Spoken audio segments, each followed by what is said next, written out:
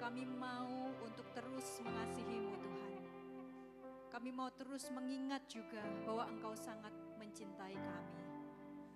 Pada pagi hari ini kami datang Tuhan, bukan hanya untuk memberikan pujian dan penyembahan kami, tetapi juga untuk duduk diam dan belajar dari firman.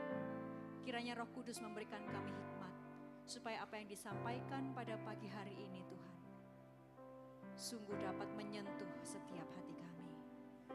Di dalam nama Tuhan Yesus Kristus, kami berdoa dan mengucap syukur. Kita yang percaya katakan, amin. Silakan duduk, saudara-saudara. Shalom. Hari ini masih suasana Imlek, suasana puasa juga gitu ya. Dan suasana Prapaskah, jadi semuanya kita rayakan dalam satu minggu ini ya. Oh ya, jangan lupa Valentine juga ya teman-teman.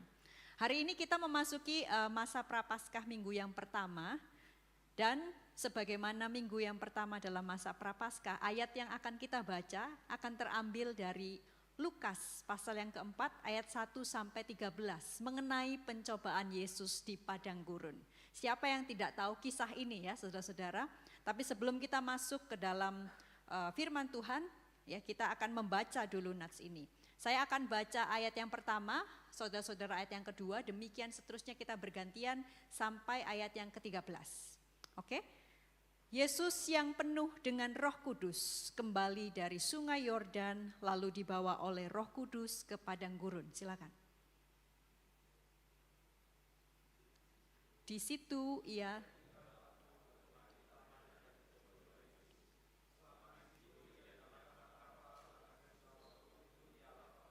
lalu berkatalah iblis kepadanya, jika engkau anak Allah, suruhlah batu ini menjadi roti.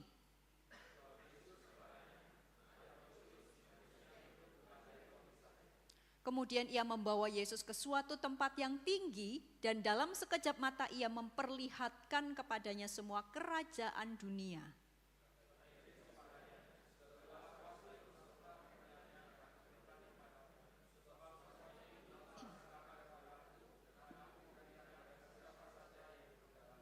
Jadi jikalau engkau menyembah aku, seluruhnya itu akan menjadi milikmu.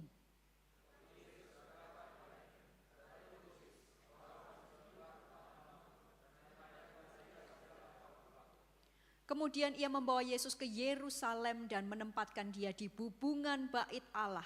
Lalu berkata kepadanya, jika engkau anak Allah, jatuhkanlah dirimu dari sini ke bawah.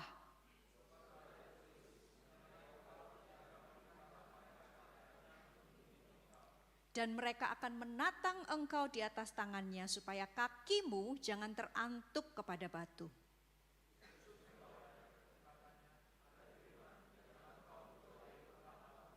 Sesudah iblis mengakhiri semua pencobaan itu, ia mundur daripadanya dan menunggu waktu yang baik. Saudara-saudara, dalam penafsiran tradisional terhadap kisah pencobaan Yesus di padang gurun ini, Lukas 4 ayat 1 sampai 13, 3 pencobaan yang baru saja kita baca tadi ya, yang ditawarkan oleh iblis, itu seringkali dipahami sebagai 3 jenis pencobaan atau 3 jenis godaan yang berbeda. Pencobaan yang pertama biasanya dipandang sebagai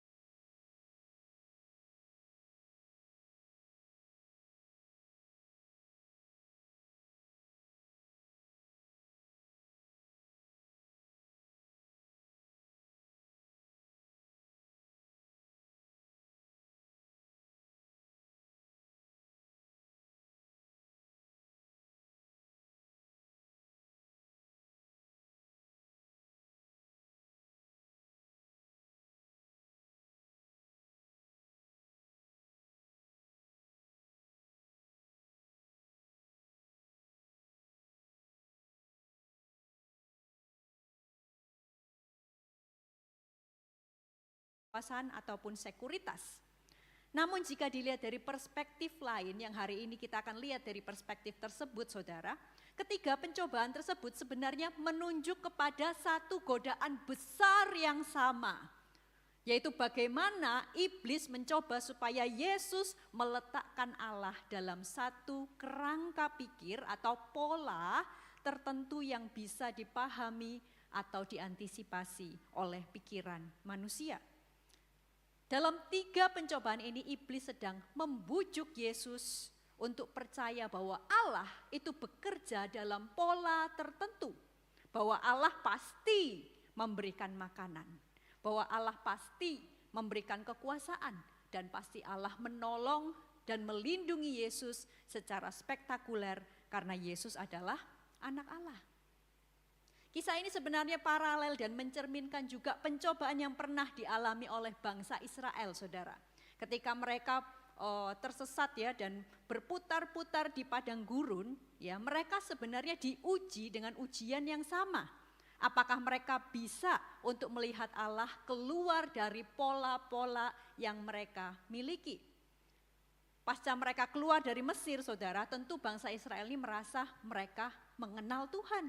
Oh, Tuhan itu adalah Tuhan yang luar biasa. Dia mendatangkan tulah, dia membelah laut Teberau, dan tentara Firaun dihancurkan oleh tangannya yang penuh kuasa. Namun ketika Tuhan yang sama membawa mereka berputar-putar, bertahun-tahun, 40 tahun di padang gurun tanpa arah yang jelas, mereka mulai bersungut-sungut. Loh, kok Tuhan tidak tolong ya? Bukannya Tuhan itu pasti menolong kita? Bukankah Dia yang membebaskan kita dari Mesir? Di sini keraguan mulai muncul karena Tuhan tidak lagi bekerja sesuai dengan pola yang telah mereka miliki ataupun kenal sebelumnya. Bangsa Israel tidak berhasil melepaskan kerangka pikir atau kotak yang mereka kenakan kepada Tuhan.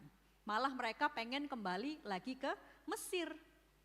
Dan pada hal ini mereka lebih memilih perbudakan yang polanya lebih dapat dipahami daripada kebebasan yang unpredictable dan tidak dapat dijelaskan, tidak bisa ditebak. Saudara, Tuhan Yesus tidak mengulangi kesalahan yang sama ketika iblis menawarkan godaan untuk tetap meletakkan Allah di dalam pola-pola yang mapan. Hari ini kita akan belajar ada 3 poin yang bisa kita pelajari dari kisah ini. Yang pertama, saudara, kita belajar bahwa Tuhan kita adalah Tuhan yang tidak bisa dijinakkan. Saudara, dalam kisah pencobaan di padang gurun, Yesus memahami bahwa Allah itu adalah Allah yang bebas. Allah yang tidak dapat dimasukkan, dipaksa masuk ke dalam kotak ataupun pola pemikiran manusia. Dia tidak berusaha memahami Allah berdasarkan pola-pola yang sudah mapan. Allah harusnya menolong, Allah harusnya mengubah batu menjadi roti, Allah pasti menyelamatkan, Allah pasti melakukan ini pada situasi ini. Yesus menyadari bahwa Allah seringkali justru bekerja di luar pola yang bisa kita antisipasi. Dan inkarnasi Kristus, kehadiran Yesus di dunia, itu adalah bukti bahwa Allah itu memiliki rencana yang di luar pikiran manusia. Saudara, seorang teolog, bisa ditampilkan, bernama Karl Barth, pernah bicara soal kebebasan Allah, di mana Allah tidak ditentukan oleh sesuatu di luar dirinya, dan dirinya justru yang menentukan segala sesuatu. Dia tidak bisa dikontrol oleh doktrin ataupun pikiran manusia. Dan puncak dari kebebasan Allah, ekspresi dari kebebasan Allah ini adalah ketika Yesus berinkarnasi. Saudara, inkarnasi Kristus itu adalah merupakan disonansi. Biasanya kalau kita lihat ritme begini tadi agak bunyi gitu ya speakernya ya. Ada disonansi. Inkarnasi itu juga sesuatu yang harusnya lurus seperti ini, pola yang sudah dilihat, tiba-tiba terjadi disonansi ketika Allah mengambil rupa, mengambil wujud, mengambil natur manusia. Inkarnasi adalah disonansi terhadap pola mapan religius yang telah dibangun mengenai Allah. Inkarnasi mendisonansi doktrin bangsa Israel yang sudah dibangun bahwa Mesias akan datang sebagai raja yang kaya raya, raja yang sangat berkuasa. Tetapi ketika sang Mesias benar-benar datang, justru ia lahir dalam keluarga yang sederhana, bukan dalam keluarga kerajaan.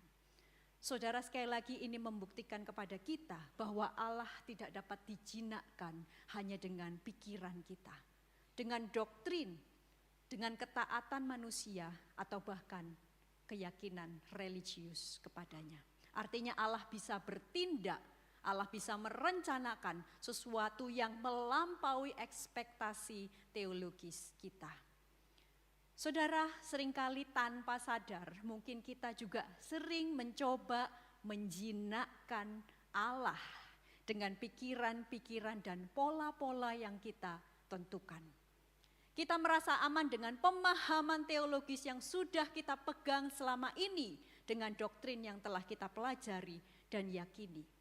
Dan tanpa sadar kita jatuh pada apa yang kita sebut sebagai kesombongan teologis. Seolah-olah pemahaman kita mampu menjelaskan dengan pasti kalau situasi X maka Allah akan Y. Kok pakai matematika gitu ya. Jadi maksudnya kita sudah seperti meramalkan ya, kalau kejadian ini pasti Tuhan bakalan begini loh. Dan ketika ada sesuatu yang berbeda, maka dengan mudah kita melabeli mereka dengan label-label seperti sesat ya dan lain-lain. Padahal Allah tidak selalu bekerja hanya dalam resonansi dengan pemahaman manusia. Terkadang ia juga bekerja dalam disonansi. Ya. Dia menunggang balikkan ekspektasi dan pola-pola yang sudah mapan agar manusia menyadari bahwa Allah kita itu adalah Allah yang tidak dapat dikendalikan oleh pola-pola yang selalu berusaha kita bangun tentang Dia. Saudara, ada baiknya di masa Prapaskah ini kita berdoa sebagaimana Meister Eckhart, seorang teolog ya, dia berdoa, I pray to God to rid me of God. Aku berdoa supaya Allah melepaskan aku, bukan dari Tuhan, tapi dari konsep-konsep saya tentang Allah yang sering menuntun saya kepada kesombongan teologis, bahwa kita bisa memahami Allah sepenuhnya. Allah itu misteri, saudara-saudara. Kita hanya bisa mengenal Dia sebatas pikiran kita, tetapi kita harus tahu bahwa Ia melampaui pikiran kita.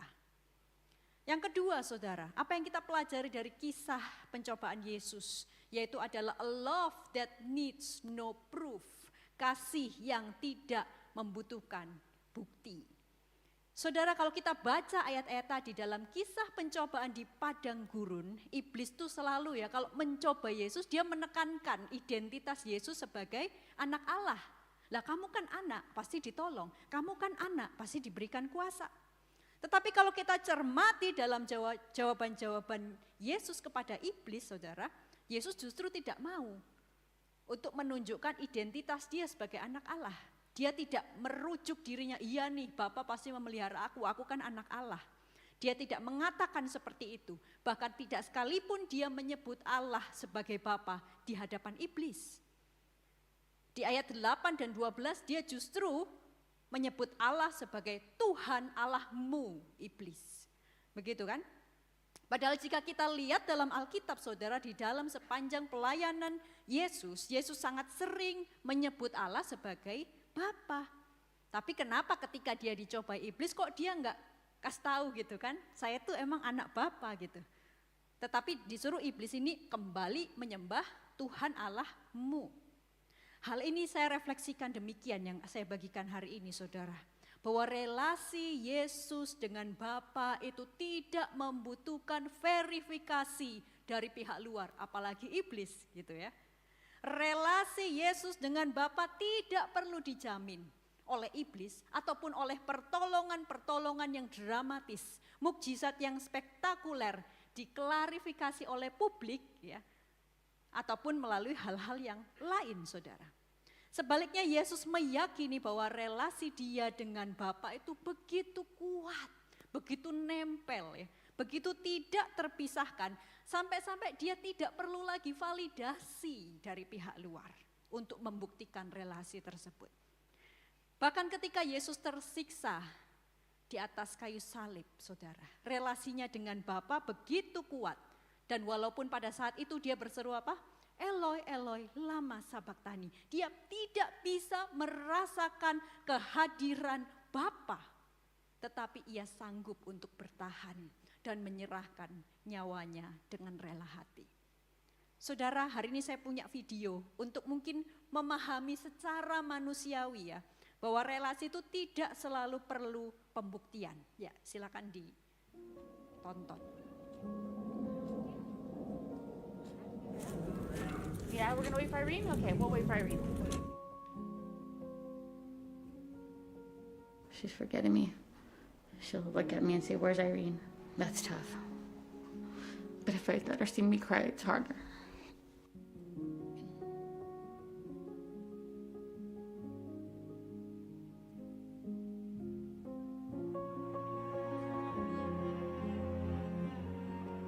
I need to make sure she's gonna get that 100% care because I'm such a perfectionist. Nobody can take care of my Nina like me. Esa una muchacha guapa.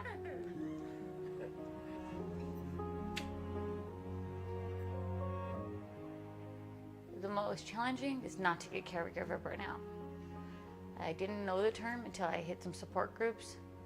I was finding myself like breaking down and crying and thinking I was overwhelmed, and then I've got 4 kids and a husband and a mother-in-law here, and then Nina with, having to deal with all that extra stress, and my husband would say, you gotta just bend a little, you gotta be flexible. Mejor nieve?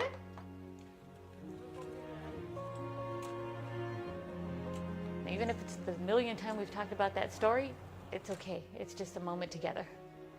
You're learning something new every day. You think you gotta figure it out, especially with Alzheimer's and dementia? You don't. Don't even try to figure it out. You're gonna just drive yourself crazy.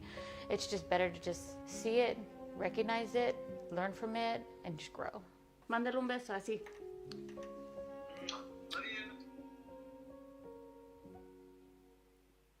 Ya, saudara, dari video ini kita melihat seorang cucu ya, namanya Irene. Tapi karena bibi buyutnya ini sudah tua dan mengalami demensia, sudah tidak ingat lagi bahwa yang merawat dia itu adalah Irene. Bisa dikatakan bahwa bibi buyutnya tidak merespon kasih yang ia berikan, perawatan yang ia berikan dengan semestinya. Atau seperti yang diharapkan oleh si Irene, saudara. Tetapi ia tetap datang, ia tetap merawat. Dia tetap mengasihi bibi buyutnya. Relasi itu tetap nyata meskipun tidak lagi dikonfirmasi atau divalidasi melalui respons yang memadai, saudara. Ilustrasi ini bukan berarti Allah sama seperti orang yang demensia ya saudara ya. Namun perlu diakui bahwa kadang-kadang kita merasa Allah tidak merespons kita sesuai dengan yang kita harapkan. Seakan-akan Allah itu telah melupakan kita. Kita sudah berseru, kita berteriak kepada Allah, ya Tuhan, kenapa kok seakan-akan Tuhan meninggalkan aku? Kita mengharapkan di saat-saat kita udah di bawah air ya, sudah hampir tenggelam ini ya. Ini adalah waktu seharusnya Allah menyatakan pertolongannya. Namun saudara, kenyataannya dalam perjalanan iman kita, semakin jauh kita melangkah di dalam iman, justru kita mungkin akan lebih sering mengalami momen kediaman Tuhan, the silence of God. Dan pada saat kita tidak mendapatkan validasi itu, respons yang kita harapkan, saat itulah kita betul-betul diuji. Apakah relasi kita dengan Allah masih memerlukan validasi dari luar? Di masa prapaskah ini, hendaknya kita justru berdoa. Saat suara Allah tidak terdengar dan yang tersisa hanya misterinya. Semoga cinta kita berkobar justru semakin hangat. Amin saudara. Dan yang ketiga, yang terakhir, kita belajar mengenai a path without a map. Jalan yang kelihatan sedikit ya, tanpa sebuah peta yang jelas. Saudara, kisah pencobaan Yesus di padang gurun mengingatkan kita kepada perjalanan bangsa Israel di padang gurun yang meskipun diwarnai oleh sungut-sungut dan keraguan, tetap disertai Allah melalui yang namanya apa? Tiang, awan dan tiang api. Tiang awan di siang hari, tiang api di malam hari. Demikian pada saat itu saudara, tiang awan di siang hari itu hanya cukup untuk memimpin langkah mereka, kira-kira kelihatan ya untuk mereka jalan. Tetapi tidak memberikan mereka peta yang cukup. Ya, demikian juga sama dengan tiang api malam hari, cukup untuk menerangi langkah berikutnya, tapi tidak menunjukkan arah, tidak seperti Google Map ya. Kita tahu kita harus belok mana, ya, tetapi kita tahu tujuannya. Tetapi untuk ini kita tidak tahu di mana tujuannya. Providensia Allah melalui mana harian juga mendukung bahwa Allah memberikan mereka cukup hanya untuk hari itu saja. He give them just enough. Tidak lebih dan tidak kurang. Pertanyaannya, kenapa sih Tuhan kok cuman kasihnya sedikit? Kenapa enggak langsung kasih peta yang jelas? Kenapa penyertaannya cuman just enough? Kenapa enggak cukup untuk sebulan kayak gitu ya, atau setahun? Kenapa hanya cukup untuk 1 hari, untuk jarak yang begitu dekat? Kalau kita tarik kisah ini ke dalam kisah pencobaan Yesus, ini menarik saudara ya, bahwa penyertaan Allah kepada Yesus di awal pelayanannya itu ternyata juga tidak ditunjukkan dengan peristiwa yang spektakuler, penuh mukjizat dan luar biasa. Melainkan dengan penyertaan yang enough atau cukup untuk melangkah di tahap berikutnya, yaitu pelayanan Tuhan Yesus. Saudara, pasca kemenangan Yesus atas pencobaan di padang gurun, Lukas 4 ayat 14 sampai 15 mencatat bahwa Yesus mengajar di rumah-rumah ibadat dan banyak pujian yang dilontarkan kepada Yesus. Oke, ini bagus untuk memulai sebuah pelayanan. Ya kan, email dengan Kojohan kalau memulai pelayanan, misalkan di tempat ini kemudian dipuji karena khotbahnya bagus gitu ya. Itu kan awal yang baik untuk pelayanan.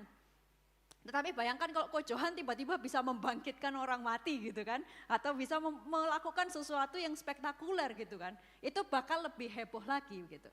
Tetapi Yesus ternyata dimulai dengan apa? Kemenangan dia di padang gurun.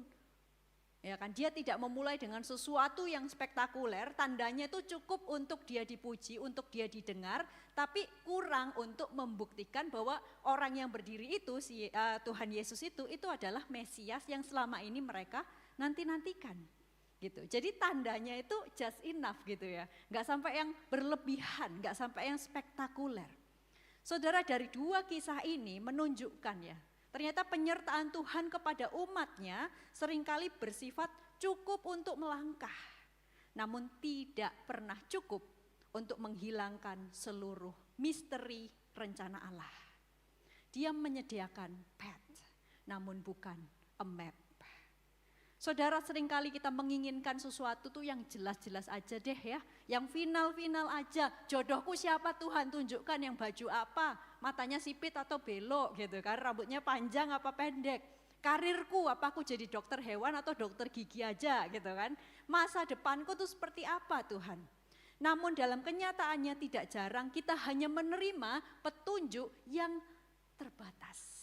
Just enough sih ya. Kita bisa melihat jalan di depan kita, tetapi tidak tahu di mana akhirnya. Dan di situasi seperti ini, dengan mudah kita bisa mempertanyakan kehadiran Tuhan. Loh, kok Tuhan tidak memberi tanda yang jelas? Kalau memang ini rencana Tuhan, kenapa banyak sekali ketidakpastian yang saya alami? Saudara, kita ingin dan berharap supaya tuntunan Tuhan bersifat final, jelas, tidak menyisakan sedikit pun ruang bagi kebingungan ataupun keraguan. Namun kenyataannya ruang itu harus tetap ada, ruang keraguan, ya, ruang unpredictable itu harus tetap ada untuk menyadarkan kita bahwa kita adalah manusia yang rapuh, yang membutuhkan Allah setiap hari, setiap jam, bahkan setiap detik dalam hidup kita. Di sini bukan hanya Tuhan Yesus yang diuji, tetapi kita pengikut Yesus pun diuji. Jikalau Tuhan hanya memberikan kita gambaran yang terbatas dan bukan peta secara utuh. Ketika hidup diwarnai oleh ketidakpastian, masihkah kita percaya kepadanya? Di masa prapaskah ini hendaknya ini menjadi doa kita. Biarlah kita merengkuh anugerah Allah dengan segenap iman, meskipun hanya cukup untuk hari ini. Saudara, melalui kisah pencobaan Yesus kita belajar 3 hal. Allah bukanlah Allah yang dapat dijinakkan oleh pikiran kita. Relasi kita dengan Allah juga tidak selalu perlu divalidasi oleh mukjizat atau pertolongan yang spektakuler. Dan yang ketiga, dalam misteri rencana Allah. Allah tetap menyediakan kita jalan meskipun bukan peta. Seorang teolog abad pertengahan bernama Nicholas of Cusa pernah merumuskan semboyan Docta Ignorantia. Yuk sama-sama, 1, 2, 3. Docta Ignorantia, apa sih artinya? Secara sederhana begini saudara, aku paham bahwa aku tidak paham mengenai Allah dan misterinya.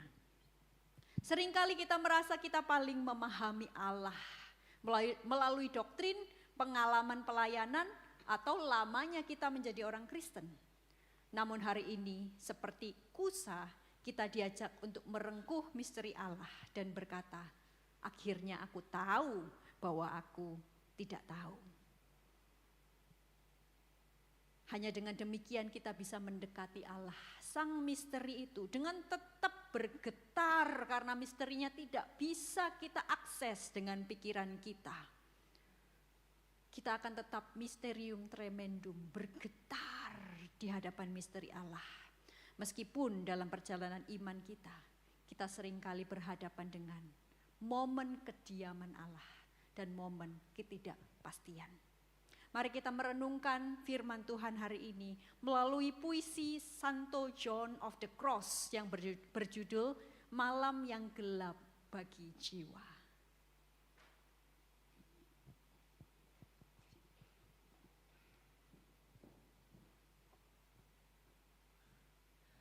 The dark night of my soul. Dalam malam yang penuh sukacita, dalam rahasia, saat tak seorang pun melihatku, dan aku pun tidak melihat apa-apa. Tanpa cahaya, tanpa penuntun, selain cahaya yang menyala di dalam hatiku. Cahaya itu menuntunku, lebih pasti daripada terang siang hari, ke tempat di mana ia menantiku. Dia yang sudah ku kenal karib, di tempat yang tak seorang pun tampak. Oh malam yang menuntun, oh malam yang lebih lembut daripada fajar. Oh malam yang mempersatukan cinta dengan sang kekasih dan mengubah yang dikasihi di dalam sang kekasih. Mari kita saat hening sejenak, kita merenungkan firman Tuhan.